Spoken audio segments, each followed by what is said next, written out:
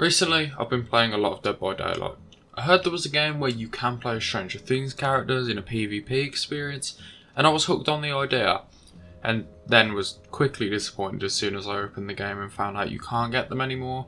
But either way, I love the gameplay, so I stuck to the game, and no matter how much I like Stranger Things, and would love if Vecna was added as a killer, he's not my most wanted. That goes to the Mona Lisa fan himself, Yoshikage Kira.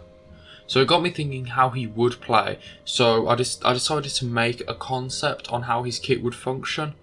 But just a heads up, I'm pretty new to Dead by Daylight and the community itself, so I'm not the best at coming up with balanced ideas, so I just decided to come up with something that would fit his theme. Killer name, the Bomb. Coming up with his basic attack was the easiest part of the concept by far. It would just be a simple punch forward with Killer Queen, nothing special. However, his ability is where it gets interesting, simply titled Killer Queen. For his ability, he sets a bomb on an interactable object. There isn't a hook or exit gate. This can include gens, pallets, vaults, lockers and chests. When this ability is activated, it takes 5 seconds to place down, and when a survivor interacts with one of the objects, Killer Queen activates, dealing 1 hit point of damage and destroying pallets. This is different on gens, where they are able to continue gen after completing a hard skill check similar to Sadako's Merciless Storm perk. However, if this skill check is failed, the gen regresses and does 1 hit point of damage to a survivor that failed the skill check. This ability lasts on objects for 40 seconds and leaves a purple aura coming off of the object. This ability has 3 charges and a cooldown of 60 seconds.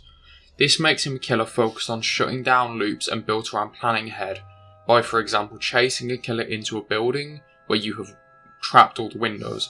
All about expertly planning things, much like Kira in the anime. Kira's first perk is called Quiet Life. This significantly decreases your terror radius for each survivor currently hooked, decreasing to 0 once 3 survivors have been hooked, making this an excellent snowball perk. Kira's second perk is called Severed Hand, in which injured survivors suffer from a skill check that is 50% of the size of a normal skill check, making healing urgent. Kira's last perk is called Bites the Dust. This makes it so after hooking a player, the nearest gen to the hook is regressed by 50% of its current progress, unless there is a survivor working on it, in which case it is only regressed by 10%.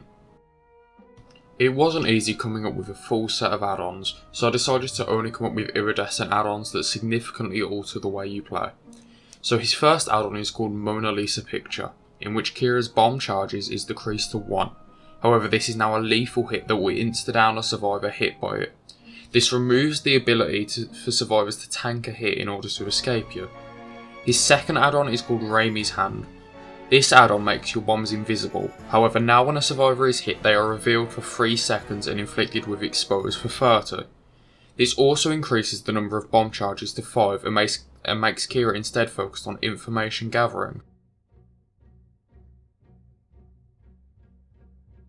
And that's all for the kit. Now for his skins, I feel they would use Kira's body for his default design, and then for his first skin they could use Kosaku, and for his last I feel they would use his final form when he obtains Bites the Dust. And that would be what I feel Kira would be like in Dead by Daylight. As I have said, I'm not the best at balancing, so feel free to leave your idea for Kira in the comments, and thanks for watching.